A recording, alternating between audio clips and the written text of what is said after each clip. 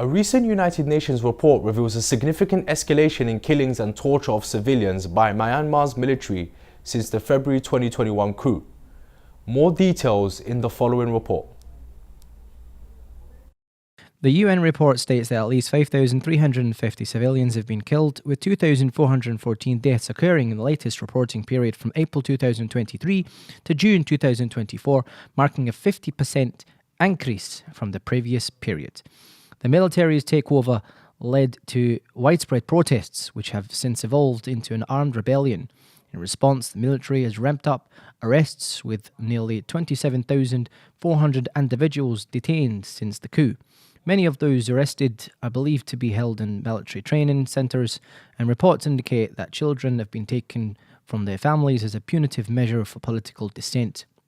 UN High Commissioner for Human Rights Volker Turk highlighted the dire situation, stating Myanmar is plumbing the depths of the human rights abyss.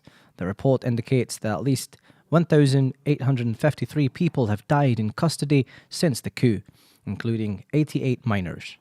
Many of these deaths are attributed to abusive treatment during the interrogation and lack of adequate healthcare.